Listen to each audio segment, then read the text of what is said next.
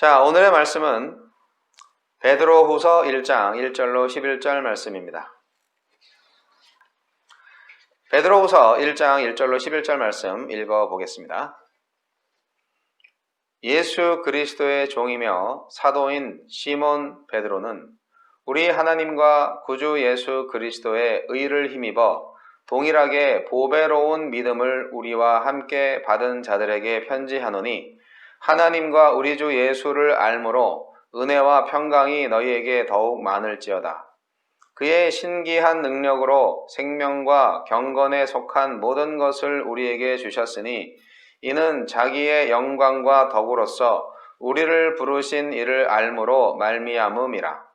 이로써 그 보배롭고 지극히 큰 약속을 우리에게 주사 이 약속으로 말미암아 너희가 정욕 때문에 세상에서 썩어질 것을 피하여 신성한 성품에 참여하는 자가 되게 하려 하셨느니라.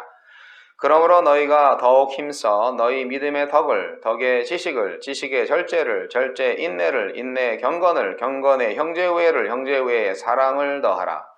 이런 것이 너희에게 있어 흡족한즉 너희로 우리 주 예수 그리스도를 알기에 게으르지 않고 열매 없는 자가 되지 않게 하려니와 이런 것이 없는 자는 맹인이라 멀리 보지 못하고 그의 옛 죄가 깨끗하게 된 것을 잊었느니라. 그러므로 형제들아 더욱 힘써 너희 부르심과 택하심을 굳게 하라. 너희가 이것을 행한즉 언제든지 실족하지 아니하리라. 이같이 하면 우리 주 곧 구주 예수 그리스도의 영원한 나라에 들어감을 넉넉히 너희에게 주시리라. 아멘. 부르심과 택하심을 굳게 하라. 베드로의 편지는 오늘날 터키 북부 지역인 소아시아 반도의 로마령 5개 지역, 본도, 갈라디아, 갑바도기아, 아시아와 비두니아에 흩어져 살면서 극심한 박해를 견뎌야 하는 성도들에게 위로를 주기 위해서 쓰여진 편지입니다. 베드로후서는 베드로전서가 쓰여지고 나서 약 2년 뒤인 AD 66년경에 쓰여졌을 것으로 추정이 되는데요. 로마에 있었을 것으로 추측되는 베드로는 이 당시 자신의 죽음의 때가 가까이 온 줄 알고 있었습니다. 베드로후서는 독자들이 듣고 있는 두 가지 소리에 집중하고 있는데요. 하나는 종말과 하느님의 심판이 없다 하는 그런 소리고요. 또 하나는 그렇기 때문에 오늘 현재를 중심으로 탐욕과 쾌락을 즐기며 사는 것이 마땅하다라는 소리입니다. 이런 황당한 소리가 베드로에게 어떻게 들렸을까요? 베드로는 자신의 편지를 받아볼 신자들이 거짓 선생들로 말미암아서 기독교 신앙을 아주 엉터리 기억의 산물로 여기는 그런 미혹에 뒤집어질까봐 극도로 염려했습니다. 따라서 애당초 그들이 받은 기독교 신앙과 그 신앙의 대상인 주님과 과거와 현재와 미래에 대해서 다시 상기시키고자 했습니다. 그러니까 신앙적 기본을 다시 기억나게 만들어 주어야 했던 것이죠. 이 편지를 쓸 무렵에 베드로는 세상을 떠날 시점이 얼마 안 남았기 때문에 더욱 간절한 마음으로 마치 유언하는 심정으로 이 편지를 썼을 것입니다. 특히 미혹되었던 거짓 교사들의 가르침은 주를 부인하고 권위를 멸시하며 육체의 정욕 가운데 탐닉하게 만드는 풍조와 관련이 되어 있었습니다. 이러한 베드로 시대에 소아시아의 풍미한 철학사조는 에피쿠로스 학파의 쾌락주의 사조입니다. 지식이 물리적 세계의 감각적 인지 능력에서 생겨난다는 설이요. 모든 사물은 원자의 조합으로 이루어졌고 결국에는 해체된다는 주장. 또 모든 것은 유한하고 내세는 없다는 믿음. 신들이 이 세상사에는 관여치 않는다는 생각. 또 사후에 보복이나 징벌은 없다. 그런 가르침 등입니다. 이러한 에피쿠로스 학파의 쾌락주의 사조는 번민과 고통이 없고 두려움과 죄책감에서 벗어나서 자유로운 쾌락의 삶을 추구해야 한다는 목표를 가지고 있어요. 육체적인 쾌락보다는 정신적인 쾌락을 더 추구했다는 학설이 더 믿을만 하긴 한데요. 이러한 것을 볼 때 베드로후서의 배경에 나오는 대적자들의 정체가 무엇일까 잘 짐작하게 해줍니다. 목회자인 베드로는 교회 안에 침투해 들어온 거짓 교사들을 경계하고 지침을 주어야 했습니다. 당시 거짓 교사들은 예수의 재림을 부인하면서 오히려 육신의 정욕을 쫓아 사는 삶으로 성도들을 유혹했습니다. 초대교회는 이렇게 외적인 핍박도 받으면서 내적으로는 이런 이단적 요소로 인하여서 아주 큰 위기를 맞이하고 있었습니다. 베드로는 그런 성도들한테 예수 재림의 확신과 그날의 심판을 엄중하게 경고하면서 거룩한 행실과 경건함으로 하나님의 날이 임하기를 바라보고 간절히 사모하라고 당부하고 있습니다. 베드로는 이단 세력의 영향을 받은 성도들이 그리스도의 재림에 대한 교훈을 버렸고 따라서 그들의 윤리적이고 도덕적인 삶도 타락하게 되었다는 것을 알았습니다.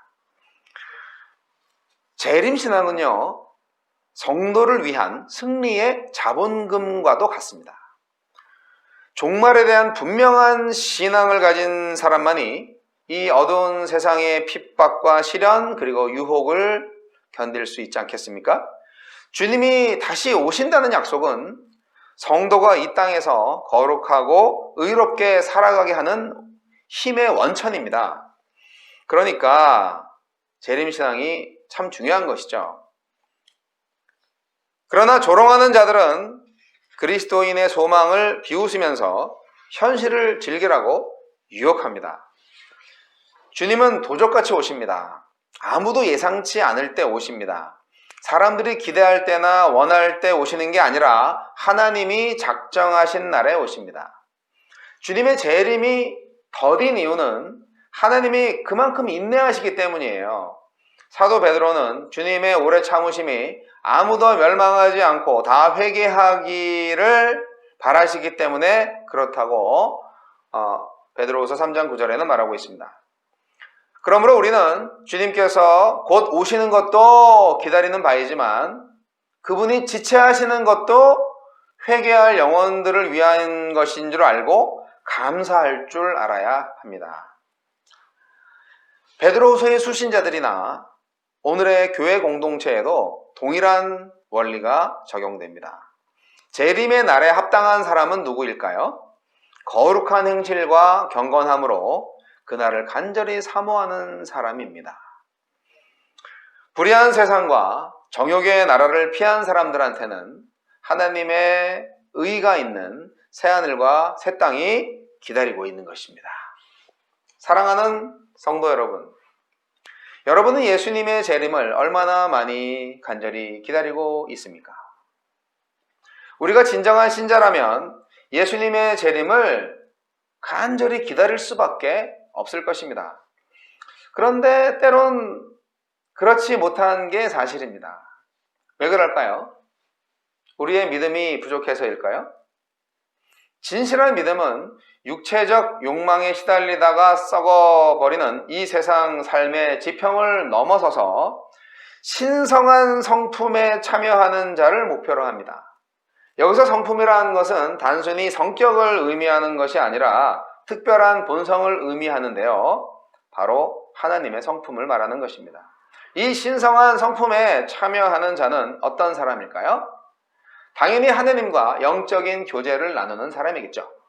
우리는 얼마나 일상 중에 하나님과 교제하고 있나요? 베드로는 그래서 부르심과 택하심을 굳게 하라 그렇게 권면하고 있습니다. 신성한 성품에 참여하는 것은 믿음의 진보를 선결 요건으로 합니다. 믿음의 진보가 없으면 신성한 성품에 참여할 수가 없다는 거예요. 하나님이 그 백성을 부르면서 자신의 영광과 덕을 근거로 삼으셨듯이 그의 백성들도 그 믿음의 결실을 위해서 먼저 덕을 필요로 합니다. 덕은 덕행입니다. 그것은 믿음의 실천적 표현입니다. 그것은 공동체를 세우며 그 구성원들의 믿음을 견고하게 다독이는 베품이고 나눔입니다. 믿음의 진보는 덕과 지식과 절제와 인내와 경건과 형제 우애를 통과하면서 최종적으로 사랑으로 결실합니다. 오늘 본문의 5절 후반절부터 7절까지의 내용이 그 내용이죠. 믿음의 덕을, 덕의 지식을, 지식의 절제를, 절제의 인내를, 인내의 경건을, 경건의 형제 우애를, 형제 우애의 사랑을 더하라. 사도 베드로의 쩌렁쩌렁한 권면의 소리가 들리는 것 같지 않습니까? 사도 바울은 이러한 과정을 축약해서 사랑으로서 역사하는 믿음이라고 표현한 바 있습니다. 우리 믿음은 사랑으로 표현될 때 영향력을 발휘하게 되고 복음의 능력이 나타납니다. 우리 안에 사랑으로서 역사하는 믿음이 있나요? 네. 여러분, 믿음은 진보를 해야 되는 겁니다. 믿음은 자라나야 하는 겁니다. 그리스도인의 믿음은 결국 하나님 사랑, 이웃 사랑으로 증명됩니다. 이러한 덕목들은 신자들의 삶에 늘 현존하면서 더욱 증폭되어져야 하는 것들입니다. 반대로 이러한 것들이 없거나 늘 제자리 걸음만 하다 보면 신앙은 관념적인 것이 되고 열매 없는 삶으로 쇠락해버리고 말 것입니다. 성도 여러분, 그리스도인의 출발점에 대한 뚜렷하고 생생한 기억을 회복하시기 바랍니다. 하느님의 부르심과 택하심 말입니다. 나를 불러주시고 나를 택하신 그 은혜, 그것은 예수 그리스도의 공로로 죄를 씻어 깨끗함을 얻게 한 은총의 선물입니다. 그 출발점을 견고하게 지킬 때 그 백성들은 예수 그리스도의 영원한 나라에 넉넉하게 들어갈 것입니다. 하나님의 부르심과 택하심을 항상 새롭게 기억하시기 바랍니다. 그리고 예수님의 다시 오심을 대망하시기 바랍니다. 오늘 예수님의 재림에 관한 성경적 근거들을 잠깐 정리해 보는 시간을 갖겠습니다. 예수님께서는 그의 제자들에게 당신께서 다시 오실 것을 약속하셨습니다. 요한복음 14장 1절로 3절 말씀, 너희는 마음에 근심하지 말라. 하나님을 믿으니 또 나를 믿으라. 내 아버지 집에 거할 것이 많도다. 그렇지 않으면 너희에게 일렀으리라. 내가 너희를 위하여 거처를 예비하러 가노니 가서 너희를 위하여 거처를 예비하면 내가 다시 와서 너희를 내게로 영접하여 나 있는 곳에 너희도 있게 하리라. 예수님의 재림에 대해서 천사들도 말하고 있는데요. 천사들도 예수님이 다시 오실 것을 약속을 했습니다. 사도행전 1장 10절로 11절 말씀, 올라가실 때 제자들이 자세히 하늘을 쳐다보고 있는데 흰옷 입은 두 사람이 그들 곁에 서서 이르되 갈릴리 사람들아 어찌하여 서서 하늘을 쳐다보느냐. 너희 가운데에서 하늘로 올려지신 이 예수는 하늘로 가심을 본 그대로 오시리라 하였느니라. 어떻게 예수님이 다시 오십니까? 누가복음 21장 27절, 그때 사람들이 인자가 구름을 타고 능력과 큰 영광으로 오는 것을 보리라. 성경은 이렇게 명쾌하게 답변을 주고 있습니다. 예수님이 다시 오실 때 우리는 무엇을 보고 듣게 될까요? 데살로니가전서 4장 16절로 17절, 주께서 호령과 천사장의 소리와 하느님의 나팔 소리로 친히 하늘로부터 강림하시리니 그리스도 안에서 죽은 자들이 먼저 일어나고 그 후에 우리 살아남은 자들도 그들과 함께 구름 속으로 끌어올려 공중에서 주를 영접하게 하시리니 그리하여 우리가 항상 주와 함께 있으리라. 그분의 다시 오시는 게 눈에 잘 보일까요? 마태복음 24장 27절은 이렇게 말하고 있습니다. 번개가 동편에서 나서 서편까지 번쩍임 같이 인자의 임함도 그러하리라. 가짜 재림에 미혹되지 않기 위해서 어떤 경고를 그리스도께서 우리에게 주셨습니까? 마태복음 24장 23절로 26절. 그때 사람이 너희에게 말하되 보라 그리스도가 여기 있다 혹은 저기 있다 하여도 믿지 말라. 거짓 그리스도들과 거짓 선지자들이 일어나 큰 표적과 기사를 보여 할 수만 있으면 택하신 자들도 미혹하리라. 보라 내가 너희에게 미리 말하였노라. 그러면 사람들이 너희에게 말하되 보라 그리스도가 광야에 있다 하여도 나가지 말고 보라 골방에 있다 하여도 믿지 말라. 누가 그리스도의 재림의 때를 정확히 알 수 있습니까? 마태복음 24장 36절. 그러나 그날과 그때는 아무도 모르나니 하늘의 천사들도 아들도 모르고 오직 아버지만 아시느니라. 주의 재림이 늦어질 것이라고 생각하는 사람들을 위해서 그리스도께서는 우리에게 어떻게 하라고 권면하셨습니까? 마태복음 24장 42절. 그러므로 깨어 있으라. 어느 날에 너희 주가 일말는지 너희가 알지 못함이니라. 예수님께서 다시 오시는 위대한 사건의 날, 놀랍게도 우리가 데려감을 입지 않는 일이 없도록 그리스도께서 우리에게 어떤 경고의 말씀을 주고 계십니까? 누가복음 21장 34절로 36절 말씀. 너희는 스스로 조심하라. 그렇지 않으면 방탕함과 술 취함과 생활의 염려로 마음이 둔하여지고 뜻밖의 그날이 덫과 같이 너희에게 임하리라. 이날은 온 지구상에 거하는 모든 사람에게 임하리라. 이러므로 너희는 장차 올 이 모든 일을 능히 피하고 인자 앞에 서도록 항상 기도하며 깨어있으라 하시니라. 깨어있어야 됩니다. 왜 그리스도의 재림이 이렇게 오래 지체되었나요?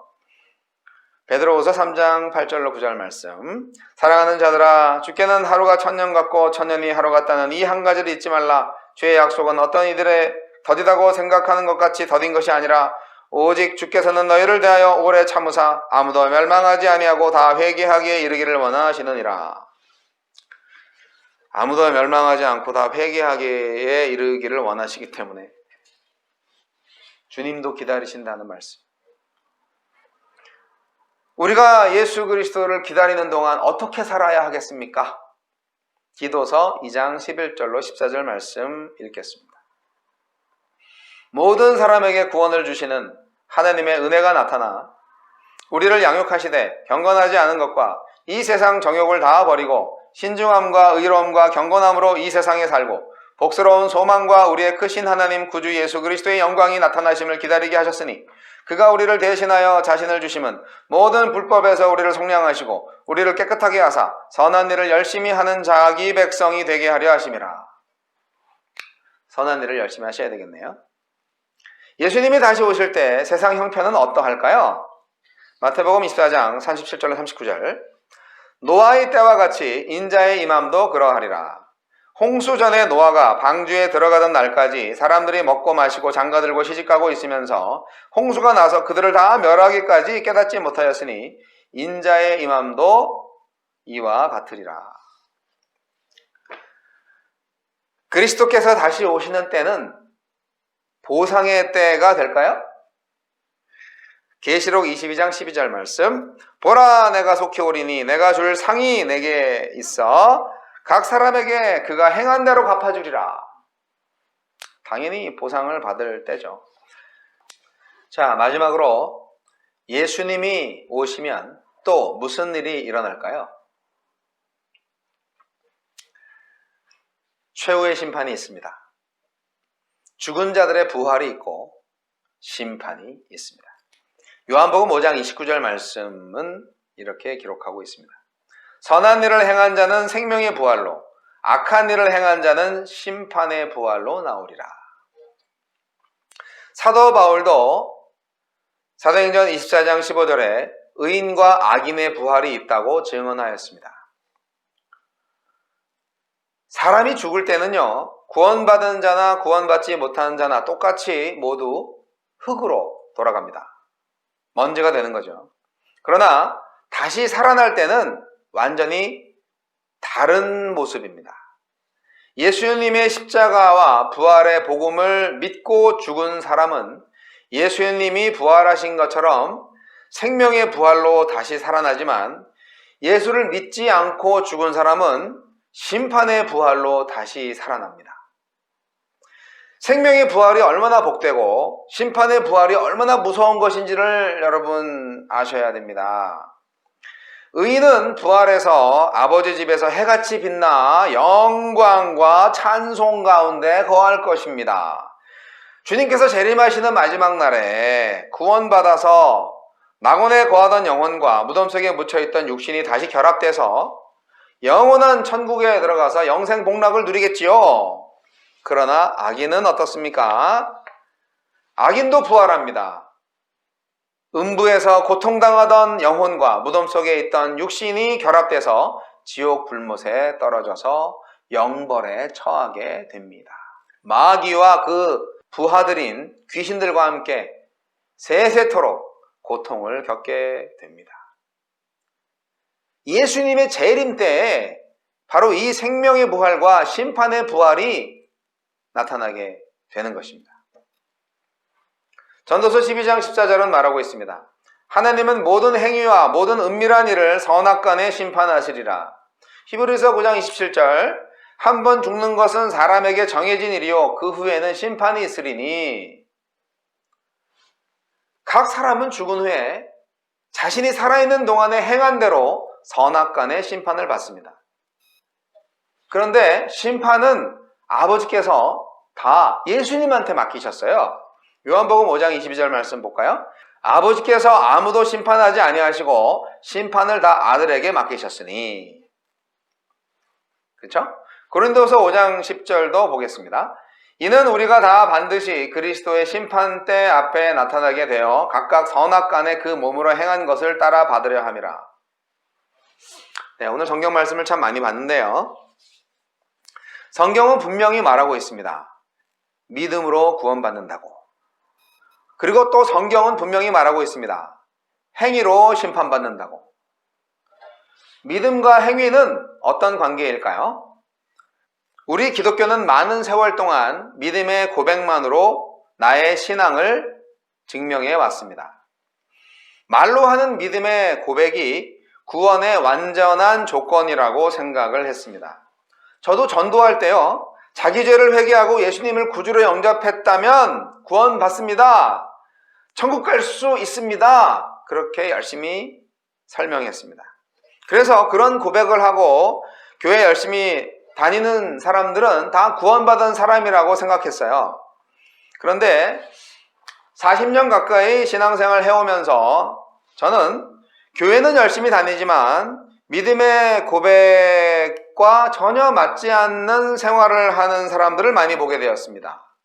그래서 저는 그들의 구원에 대해서 의심을 하게 되었는데요.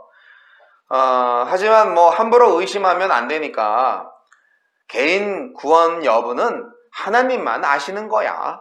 그렇게 생각을 하고 다른 사람의 구원에 대해서는 일절 왈가왈부하지 않기로, 절대 임의적으로 판단하지 않기로 했습니다. 하지만 목사로서 저는 이 신자의 구원에 대해서 원칙적으로 확실히 해두어야 한다라는 생각을 하게 되었어요. 귀 있는 자는 들을지어다. 사랑하는 형제자매 여러분, 예수님을 나의 구주로 모셔드리겠다는 고백에는 예수님이 하나님의 아들임을 믿고 예수님의 말씀에 순종하겠다는 약속이 포함되어 있습니다. 그렇죠? 만약 예수님의 말씀에 순종하지 않는다면 그가 한 고백은 거짓말이 되는 것이죠. 자, 그러면 거짓말로 한 고백으로 구원받을 수 있을까요? 거짓말 고백으로 천국 티켓을 딸 수 있을까요? 여러분, 거짓말로 고백하면 구원 못 받습니다. 거짓말하면 천국 못 가요. 초대교회 시대에 믿음의 고백을 하는 사람이 모두 신앙을 끝까지 지킨 것은 아니었습니다. 나중에 배교자가 생겼습니다. 처음 약속을 지키지 못한 것이었죠. 구약시대 이스라엘 백성들이 얼마나 많이 하나님과 약속을 했나요? 그런데 여러 번 실패하고 결국 망하지 않았습니까? 얼마나 많이 결단하고 고백했나요? 나중에 또다시 우상숭배하면서 그 언약을 다 공수표로 만들지 않았습니까? 우린 어때요? 말로는 예수님이 나의 주인이라고 고백하면서 실제로는 얼마나 많이 내가 나의 주인 노릇 했는지 한번 잘 생각해 보시기 바랍니다. 한 번 구원은 영원한 구원이라고요? 이런 말에 자기 스스로를 속이지 마세요. 믿음으로 구원받는 거 맞습니다. 단 그 믿음이 거짓이 아닐 때 구원 프로세스가 작동되는 것입니다. 말은 행동으로 증명됩니다. 행동으로 증명되지 않는 말은 말이 아니라 거짓말입니다. 그래서 행함이 없는 믿음은 죽은 믿음이라고 하는 겁니다. 사랑하는 성도 여러분, 코로나19로 미국도 한국도 정부 기관의 행정명령에 의해서 교회 대면 예배가 대부분 금지되었습니다. 우리는 평소에 교회 예배 출석자가 반드시 그리스도인이라 생각하지는 않았습니다. 그 생각이 맞았습니다. 팬데믹 상황에서 사람 눈 의식하지 않고 예배하는 사람들과 사람 눈 의식하지 않고 예배 안 하는 사람들을 봅니다. 확실히 구분됩니다. 많은 목사님들이 비대면 예배 시 대면 예배 시보다 훨씬 헌금 액수가 줄어들었다고 합니다. 비대면 예배도 예배일진데 사람 눈치 보면서 헌금하던 것을 눈치 볼 거 없으니 헌금 안 한다면 과연 그 헌금이 진정한 헌금이었겠는가 의심이 들기도 합니다. 그리고 평상시에 그런 헌금을 하나님께서 과연 향기로운 제물로 받으셨겠는가 생각을 해봅니다. 억지로 낸 헌금을 하나님이 기뻐하실까요? 그런 헌금을 교회가 받아서 무엇에 쓰겠습니까? 거짓 헌금 아닙니까? 팬데믹 상황은 교회의 믿음 생활의 실상을 많이 드러나게 했습니다. 물론 전부는 아닙니다. 이것도 빙산의 일각이지요. 하나님은 오늘날에도 제사보다 인애를 원하고 계십니다. 순종이 제사보다 낫다고요. 순종의 예배가 중요합니다. 요즘 바이러스보다 더 무서운 게 많아요. 코로나로 인해서 실직과 배고픔과 그리고 외로움이 더 커졌어요. 많은 사람들이 고통당하고 있습니다. 지금이야말로 교회가 형제 자매와 이웃을 위해서 말과 혀로만 사랑하지 말고 행함과 진실함으로 사랑할 때입니다.